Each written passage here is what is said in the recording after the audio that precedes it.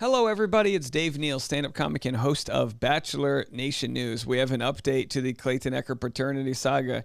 You saw it here first. Clayton is owed a ton of money. The amount, let's bury the lead, in the $150,000 range. But what does this mean for Laura Owens, the woman who the judge is saying has to pay this bill to Clayton? The judge basically said, well, when it comes down to it, she's responsible for the cost of all of Clayton's legal fees because the judge believed the whole thing was a sham. I mean, that's really what it comes down to. If Laura was able to provide one ultrasound, one piece of tangible evidence that wasn't a HCG test that could have literally been caused by a number of different things, then I think Clayton would be owing her that money. But again, we wouldn't have been in this situation if there was a credible ultrasound. Clayton wouldn't have pursued this and they would have dropped it and all of that. So let's get into it. We've got the document. It's 64 pages. I'm going to try to make this video in under 20 minutes. You'll know by watching right now if I'm even close to that. But I'm going to barrel through a lot of it. Application for attorney's fees and costs. Clayton has a minute entry right here. It's kind of showing why they want what they want. The court further finds that petitioner acted unreasonably in the litigation. That's Laura. Specifically, petitioner acted unreasonably when she initiated litigation without basis or merit, without an authentic ultrasound, sonogram, physical examination, and an injunction with a belief she passed issue in July. The court finds the underlying petition premature at best. So at best premature because she, might have had a miscarriage in July, although they don't believe that to even be real. At worst, however, fraudulent and made to incite communication, a relationship, or both with the respondent. The court further finds that filing a motion seeking mediation for the purpose of telling the respondent, Clayton, that the pregnancies were not viable, disingenuous at best, but certainly misleading to the court. If the purpose of the motion was in fact to attend mediation, then the petitioner perjured herself today when she said the purpose of the mediation was to tell the respondent about the miscarriage. Either way, respondent likely incurred costs associated with this litigation prior to retaining counsel, and he is entitled to reimbursement for those costs. The court finds that Laura Owens repetitively failed to comply with Rule 49, even on order of this court.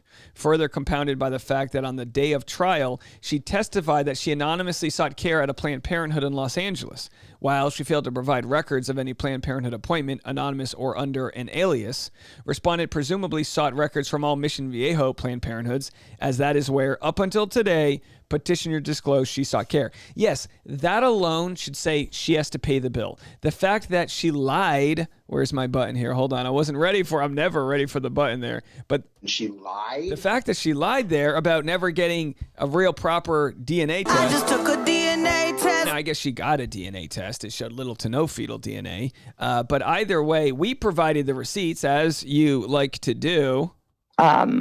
What? Wrong button. We provided the receipts, as you like to do. Dave coming with receipts. Which showed that she lied. I mean, that's what it comes down to. The court agreed. This undoubtedly caused respondent to incur substantial legal fees attempting to locate records that may or may not exist in L.A. So the question is, will Clayton and Clayton's attorney, Woodnick Law, get their money? Now, Clayton's dealt with a hell of a lot here.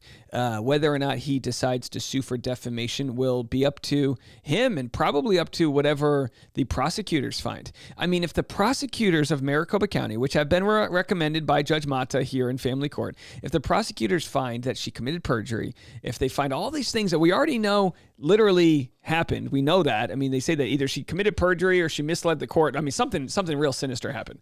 So if they find that, you almost think it's a slam dunk case for him to sue her for defamation. The question becomes, how easy would it be to recoup that money? And that's not an answer I have, but we do know she boasted that she's got $400,000 in cash ready to buy a home. We do know she boasted she makes $200,000 a year on pay.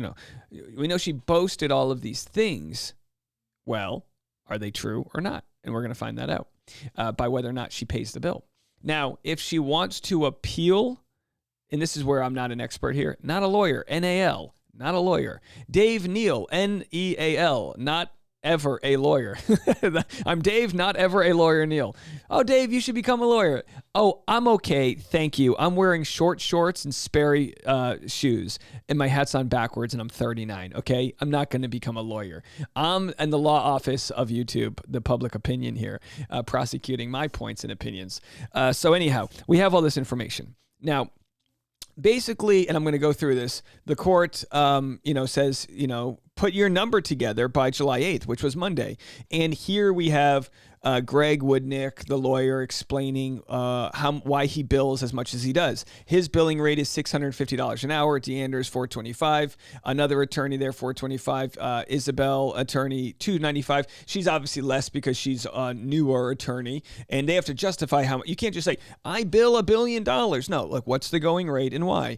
And again, we find out the going rate is what it is because Greg lists his literal LinkedIn. Practicing law for 24 years, co-author of the Family Law Attorneys Fee Survey, chair of the State Bar Client Protection Fund, cooperating counsel at the ACLU, former adjunct law professor, graduate school lecturer. The guy's got a pedigree. Deandra, former assistant attorney general for protective services, licensed to practice law in California and Arizona. Marcus Reisinger, which we haven't seen much about him, but he's clearly been working, cooperative counsel at the ACLU. And Isabel Rainey was a former law clerk at Woodnick Law, worked her way up as a lawyer, and she's really done the mule's work. She's done a lot of the field work here. Woodnick, God bless him, comes in and puts his character on things, but she's done a hell of a lot of work here. And if she ever needs a letter of recommendation, she can just send people to my YouTube channel where they can see all the work that's been done.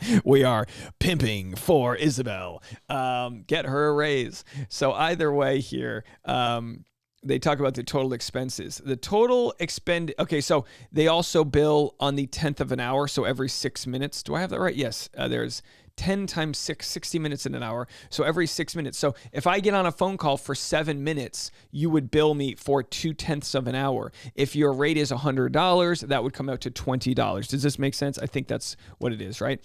So the total time expended, consistent with this court's minute entry, is 356.6 hours. The total amount of attorney's fees and costs associated are $153,592.76. That's the amount of money that Laura Owens owes Woodnick Law or Clayton Echard, and then he has to pay the bill or whatever. So this doesn't even account for any damages he might have if he wants to sue her for defamation. This is just the legal bill. Now, on my Patreon, we did a nice group chat where we discussed what we think it would be. I think I said $195,000. People went as high as $350,000. But what it comes down to is, I'm sure a lot of those billable, like put it this way, let's do the math right now. If the billable hours were all Woodnick, they'd be $650 an hour times 356 hours, right? And that would be $231,000.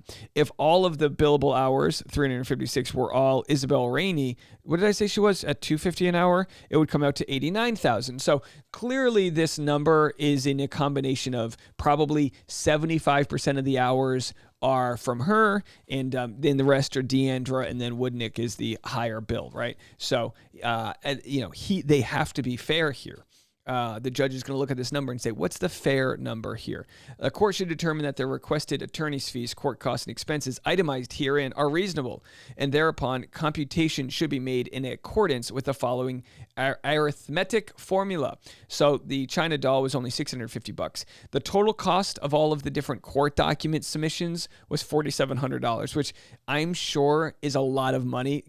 My lawsuit, I'm guessing, I don't know what the cost of, we had subpoenaed a few things, probably came out to a couple $100. This is all because of all of the back and forth that went on between Gingras, Laura Owens' attorney, and all of the motions to compel lunch and the responses. They really jacked the price up here after, this is all due to a jacking of epic proportion, or a stroking, I should say. Either way. So we get into the receipts, right? The exhibits. Not exhibit from Pimp My Ride. This is a different exhibit. Although, if exhibit from Pimp My Ride ever wants to host the documentary, which, by the way, we have 2 meetings in the next 2 weeks with high-end documentarians. I'm talking the best lawyers at the best agencies. Are all getting on the phone, getting on the Zoom, and talking about what to do next. This is not going away. anytime soon. It is a full-blown documentary, and I say full-blown with a capital B, baby. That's what this is. Retainer agreement. So Clayton had to pay up $4,000, which of course, obviously, is money that goes right into the trust that then they pull from. And if they never need the full amount, then they can give Clayton some back. But clearly, they took the full amount. I'm sure Clayton gave them the $12,000 that we raised for Clayton. I'm not going to audit him. I'm sure he got Woodnick as much money as was raised from him. It says client will provide a cost advance of $0 in addition to any fee advances. All right, this is all just, none of this even matters for our sake here. But that's the undersigned agreement between Woodnick and Clayty boy from December 11th, 2023. What a day that was. Exhibit C. Here we go. Okay, I have to sip on my cold brew. I'm going to fly through this. This is essentially, say we have, I keep my credit cards here in my phone. I have my phone, which slides open, and then I have my credit cards right here. So I've got my driver's license right here. I've got my my Tesla card right here, just to brag, and then my Amex here. So I gotta make sure I don't show off the Amex. I got that metal one, you know what I mean? You pay more, it doesn't really do much. I guess you better for flying. But either way, imagine if I was using my credit card every single time I got on the phone, every single time I had to file a report or email back and forth with Laura or her needy attorney or whatever. Every single time that happens, they write it down and bill it. So right here we see the first one, call with Clayton to discuss next steps. So that was 0.4% of an hour. So just under half an hour. So there's $118. Imagine every phone call you get on, the price, cha-ching, cha-ching, cha-ching. Now, in real life, the lawyer, Woodnick can use his discretion at what he's going to bill Clayton. He might not bill this all. But when it comes time to getting the bill from Laura, you bet your bottom dollar every piece of bubble gum they chew at the deposition is going to be in, you know what I mean? We know how this is whenever you do your taxes. If you did a business meeting, you're going to write it off. I don't even want to say exploit. You're going to use the tax code as far as you can to your advantage within the rules of the law, and they're going to bill this to every single angle they can. I'm going to turn my mic down a little bit here just because I've got someone vacuuming in the background here. So call with Clayton to discuss next steps. And again, this is all before Gingras came in. You could probably break down the costs that were spent before Gingras came in and the costs that were after, and I'm sure it would be extensive. So call to Brett from RavGen, that was under 12 minutes long, at $295 an hour. Oh, did I say Isabel was $250? It looks like Isabel was $295 an hour. So Brett from RavGen, of course, where they found out 3 out of 4 tests provided little to no fetal DNA. How the hell we didn't get any more of that information in the actual court case, I don't know. That seems to be the smoking gun for me. And then early on, we have a lot of the non-sexy, things here. Affidavit of non-paternity, the putative father registry. That was them saying, we know Clayton's not the father, but just so she doesn't say she gave them up for adoption, we're going to put him on this list. So if she does want to give these fake babies up for adoption, we'll be the ones that are alerted first. I mean, they were playing 3D chess, as it were. Emails, finalized letters, drafts of cover notes, parties.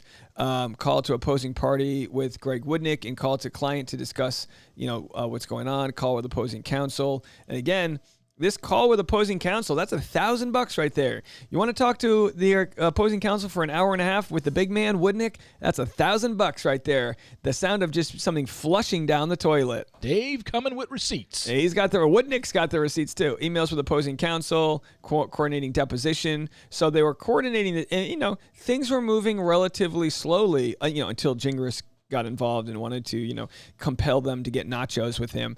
Call with client and Greg Woodnick to discuss strategy. So again, just quick 12-minute calls. Staffing regarding responses, research, draft verification sheets. So this is all the boring stuff. It'll get more interesting. Clean up drafts, email client verification, bill, cha-ching, cha-ching, cha-ching, minor edits, minor perjury, minor dating. If you're one of the lawyers who dated a minor, her side, not his. drafting regarding response to opposing counsel. So again, here's a $500 one. Call with Laura's newest attorney, Kelly Mendoza. Email to Kelly. Oh, this is interesting. We didn't even know there was an attorney named Kelly Mendoza. So I'm sure she dropped Laura or vice versa. But Woodnick calls her for 42 minutes. And that cost $455. So review of reply in support of motion to dismiss, call with attorney, late night call from Clayton. Oh, a late night call from Clayton. Just call late at night, eating some pizza. Hey, Woody. I'm sure he calls Woodnick Woody. How you doing, Woody? Doing okay, Clay. Just going back and forth. I'm billing you right now. Okay, I'm going to let you go. If I was Clayton, I would be treating every phone call with Woodnick as if I was, by the way, so this, you guys might be too young, some of the audience here, but you used to have payphones, right? And you could call someone collect. So if you called somebody collect, it would go to an operator. It would cost you nothing. And then the operator would say, who's calling? And you would say, Mom, pick me up from recess at 4. Mom, pick me up after school at 4. And then the operator would call your mom and say, you have a collect call from Mom, pick me up at 4. And then, would you like to accept this call? If you accept the call, you get billed for it. If you don't accept it, the phone hangs up. Anyway, I can't believe I'm explaining what a collect call is, but if anyone's born in the 1990s, you probably don't understand that, or 2000s. It was a tough time, folks. Anyway, my point is, if I was Clayton, I would be like, I want to keep this call under 6 minutes long, because every 6 minutes you're billing me an extra $100. So we have here the deposition prep. So all this money, more deposition prep. They spent all this time preparing for the deposition where she canceled. She no-showed. Cancellation of videographer, so they had to pay the cancellation fee of the videographer. They sent a draft spoliation letter to Amazon, which ostensibly was to make sure Amazon didn't delete any evidence that she was maybe buying a baby bump there or something like that. Just a guess at what that is. You could spend hours going through all of this. By the way, the Patreon is watching live behind the scenes. If anyone in the Patreon has any comments about something I might be missing, please let me know. Linda says, I used to make collect calls to my mom, LOL. Yeah, the best times, a good old collect call. And also, you used to be able to get off the phone with somebody. Oh, I'm running out of minutes. I got to go. Now it's unlimited. Remember we had unlimited nights and weekends. If you wanted to talk to someone, you had to wait till 9 p.m. on a Friday.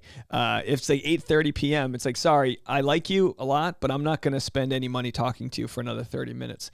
It was a tough time. And by the way, not to be political, but this whole like free nights and weekends thing, it used to be that now you get unlimited minutes. You could talk to somebody for 24 hours a day on your phone. It costs you what it costs you. This is why I've got such a problem with like our exorbitant costs for healthcare. We could pool the money and provide basic health care for everybody, basic unemployment, maternity leave, paternity leave, a $25 minimum. We could do all these things if we tax the system right. And we remember the time when we used to pay to call someone at 9 p.m. As foolish as it is that we used to have to wait till 9 p.m. to call somebody, it's as foolish that we in the richest country in the world don't better protect each other. But I digress. That has nothing to do with the video here.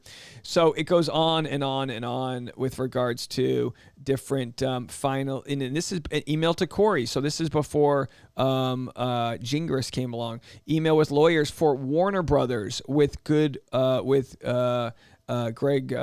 Woodnick regarding Laura's allegations.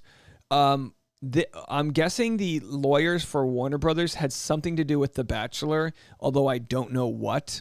But I find that very interesting. I would love to know what that 12-minute phone call was. Call with lawyers again, and prep for Clayton's deposition, more, staffing, initial drafting of motions.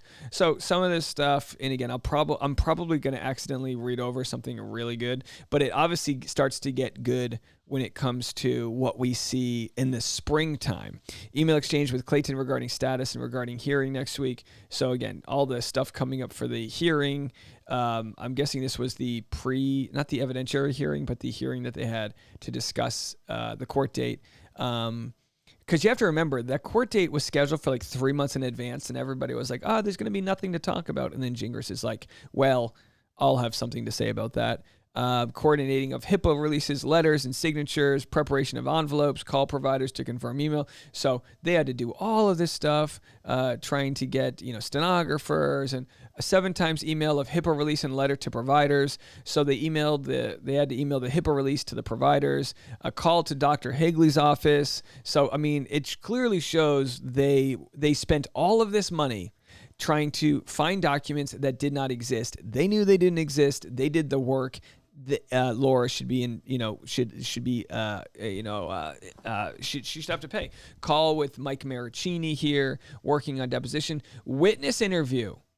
They did a witness interview with Colin Scanlon. Colin Scanlon was Mike Maricini's brother-in-law, I believe, who was in the affidavit that said Laura Owens' father claims Laura Owens makes up being pregnant, and she does this and this and that. So interesting that they spoke that much with Scanlon, Colin Scanlon there, who for all purposes seems to be pretty reputable. Has a good job, doesn't have a reason to lie. Letter directly from Laura, full staffing with team, staff review letter from Laura, staff edits. So Laura's emailing them. This might be after her. This is probably when she was in between lawyers. Email from Scanlon, disclosure letter. What else do we have here? It's only going to heat up. Deposition of Laura. So they had Ron Owens. Okay, documents reviewed regarding Ron Owens, who posted about pregnancy. That's right. He posted about it, but people believe it was actually her. Draft letter to Sean Patrick, Joyce Owens' attorney in Matt Mulvey matter from San Francisco.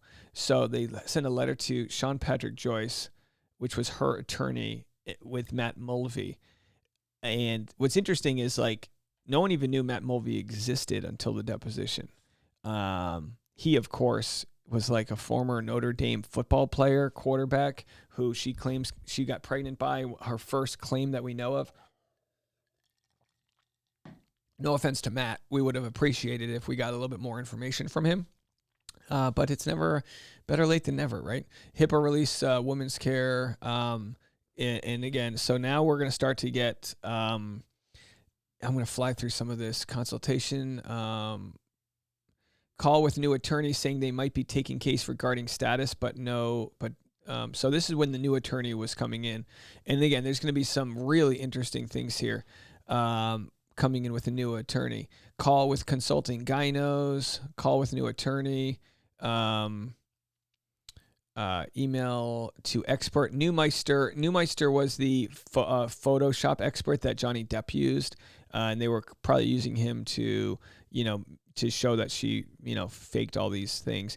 Edits draft email to David regarding alleged photos. So they have these alleged photos, which are the miscarriage photos, but you're going to see in the information here that some of those photos, you never had any metadata. They were just screen grabs. I mean, it was all fake. Reviewed numerous emails from David Gingras over Easter weekend. Review emails and citations per opposing counsel. Meeting with the vet research and options regarding sanctions motion and case law that does not comport with Lowe's argument. Subsequent staffing. 3 emails from David reviewed and staffed as one was overtly threatening. Wow. Overtly threatening email from David Gingras. Called to the Bar Council Ethics Hotline. First draft response to David, but will hold for ethics advice. So Woodnick calls the ethics advice before responding to David Gingras to say what's going on after an overtly threatening email. It won't be the only threatening email that we find out about. Call with Clayton to address filing, finalize motions. Call with Neumeister regarding expert work and waiting for records. So they never ended up using him. Maybe they couldn't afford him. I'm sure he's very expensive. Motion from Gingras. So we're only in early April here, and we're already getting threats from Gingras. And again, those emails, I'm sure Woodnick doesn't say that lightly when something's threatening. Email with witness counsel regarding status. Email from Gingras with disclose that we already have regarding ultrasound and their expert. So Gingras with more disclosure without metadata. So email from Gingras with more disclosure without metadata. Email to expert regarding the same. So they're getting emails from Gingras, which showed the shoddy miscarriage photos, which again, I was able to look at on my Photoshop and show you exactly where there was copy and pasting happening. And then they just forward them to their expert to say, no, this ain't it. Email from Gingras with still no metadata, and his comment, as such, I do not plan on responding to further questions about the photos since any additional discovery into that issue is not proportional to the needs of the case. What? So Gingras knows his client is lying, is my opinion. Email to Gingras regarding missing data on photos. So Witnick says, no, we want to know. Email with David regarding metadata after staffing and reviewing in their screenshot. Email with Gingras regarding images. So emails back and forth. Email to Clayton with commentary and regarding police involvement. Email regarding video Gingras posted on YouTube. Review more of Gingras' bizarre tweets and posting. Email and doc review from Gingras posting in the affidavit. So they're just like befuddled. Email with witness Mike Maricini's attorney. Email to Gillespie regarding him talking to Gingras, who may want to interview him. Call with witness Gillespie, who indicated he had sent letter to Gingras. We saw that letter. It was where Gillespie basically shared with Gingras all of the lies that Laura committed, and then Gingras kind of ghosted him.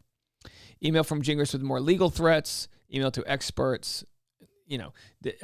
This might email from Gingras full staff with Deandra and Isabel. Email to redacted attorney regarding perceived threats. Oh, I wonder what that is. I wonder what that redacted attorney is. The email to someone's attorney regarding perceived threats. I wonder who that is. I mean, for all I know, that could be my attorney, because I was threatened. I have no idea. I don't think that's me. I don't think they would have redacted my name. It might be a victim we don't know of. It could be a victim we don't know of. More work on Clayton. Call from Mike confirming trial date. He will be there to testify. Email with Greg after receiving information about his interaction with opposing counsel. Email from Gingras regarding disclosure.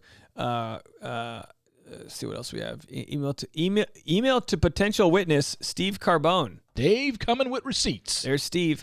Reality Steve Carbone regarding emails. Reviewed his email chain with Laura Owens. It confirms that email and sonogram were from Laura. Okay, she claims she was hacked, right? But so they spend $200 to email Reality Steve. Steve's expensive. Let's see how much they spent emailing me. I don't think that much. Oh, here it is. Email to journalist Dave Neal, who apparently received records from Laura for copies of same. I'm guessing what they mean by this is the HCG emails that we received. So that came to $130. Oh, they only emailed me for 12 minutes. Come on, spend some more time on me. Rack up the bill with me. Compel me to go to lunch, please. I'd get a Cobb salad with you over there, Woody. So anyway, we continue more. Again, and by the way, there's something very interesting coming up. Very interesting. So, a lot of this, like reviewing email from opposing counsel, review minute entry, denying motion for lunch, email to court regarding anticipated objection. It goes back and forth and back and forth and back and forth it goes. What does TC mean? I don't TC with Mike Maricini. What is that? What do you guys think TC means? A call with John Berryhill, forensic expert.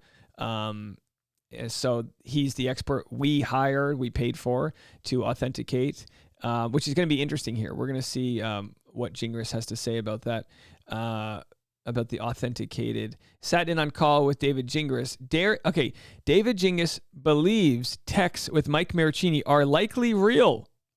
So even David Gingras believes Laura faked cancer. Because in those text messages, she faked cancer. Laura is considering her own expert to review the Mike Maricini laptop. Oh, I'm sure she's considering her own expert. Did she ever hire an expert? No. In fact, I would almost give Laura the money to find an expert, knowing full well it's authenticated. Now, obviously, that's not going to happen. David Gingras is trying to get Laura to agree to a settlement. possibly an underlying mental health condition. Well, we know she's got a mental health condition. No charge. So that was all done for free. So look at that. Half an hour there of an hourly rate. And they were like, you know what? We're just not even going to, we're going to give you this one for free. And I don't know why they didn't charge that. I wonder if it's because, I have no idea why. Email from David, email to David, call with Mike, email to Mike. So just back and forth, back and forth, back and forth. Email from Gingras regarding disclosure and continuance. Note to Gingras. 2 emails from Gingras, one of which weirdly includes my name on text and no context. Full staffing with DA regarding developments, including these emails. That's Deandra. So it goes back and forth. We're almost done, folks. Let's see. Oh, we're at 30 minutes. Dang, I tried to keep this under 20 minutes. Emailed call with Clayton regarding affidavit of financial information. Final. So staff reviewed minute entry. It goes on and on and on. Email from Gingras staff with office. Email to redacted regarding urgency. Oh, tell me who it is. Who did you email that's urgent? I need to know. Call regarding Gingras situation in debrief. Staff email in ethical compliance duties with Woodnick. So we don't know what all of this means. So just all the stuff to get ready for the actual court date. Medical experts, coordinating with experts. We're getting there. Information. Clayton regarding new developments in the posting from Laura and Gingras immediately after our set conference, where Gingras sort of apologized for how things were handled early on in the case, but then promptly posted this similar to what happened with the posting of the picture of Maricini. Extensive review and edits of PTS for appellate purposes in light of comments from Gingras promising appeal. So they set things up for an appeal. 2 emails from Gingras regarding pretrial issues, review previous file documents. Again, my apology. Review Gingras' tweets and the video he posted online. So all of this nonsense that he did is going to cost his client a lot of money. Witness prep with Maricini. Call with court security and staff regarding options in light of Gingras' letter. Email to all regarding arrest comment. So, of course, he was threatening to get him arrested. Continuing reviewing exhibits. Continue working on trial prep outline, including reviewing exhibits. Staff, Laura, exhibits. So a lot of reviewing, filing from Gingras, which seems to malignantly claim Clayton, Mike, or I faked 2,500 records as basis for objection. Of course, he then took that claim back, but I think that was he was kind of claiming the laptop must have been faked, even though he already admitted it wasn't. Trial prep from 10 to 4 p.m. for full review of the evidence. So the trial prep was a full day activity. Spent $3,900. Continue prepping for trial. Lot of trial prep. Hey, don't blame them. They did a great job. They had a lot to pack in there. Email from Gingras regarding allegations against court for impropriety. Prepped out. And so, gosh, when does it end? Consulting fees. And then here we have all the filing fees. So all the different filing fees, really not that big of a deal here as far as they were busy. But some of these filing fees are very interesting. There was a fee for issuing a subpoena from Michael Maricini to testify at the trial. So they subpoenaed Mike to testify, but I must have missed it. There was another subpoena in here that I found very interesting. I think I had it here. Email from Gingras where he attempts to bully Corey Keith into not filing a notice of candor. And then also the last most interesting thing, $40 subpoena for Sarah Owens. So they subpoenaed to speak or to have Sarah Owens come to trial. That is Laura's older sister. Did she respond to the subpoena? I don't think so. I don't think she did. That's interesting. There's a lot there. Clayton is owed a ton of money. Will he get that money? Well, look, it's going to take them a little bit of work to get it from Laura. But if Laura does own a property and does have any money, they are entitled to it. Once the judge says what the right amount is. If Laura files an appeal, I'm guessing it'll take, let's say the judge says, you know what, let's just round it down to $100,000. for Laura to actually file an appeal, she's going to have to put at least a portion of that up. And if she loses the appeal, that money immediately goes away. So that's like me saying, all right, here's my money. I'm betting that I'm right. And then the judge says, nope, you're wrong. Then my money's already gone. So at that point, if she files an appeal, that's when we will see if she actually believes everything she's saying. We won't know that until she puts her money where her mouth is. There's been a lot of things put where that mouth is. Money so far, not one of them. We'll see how it all plays out.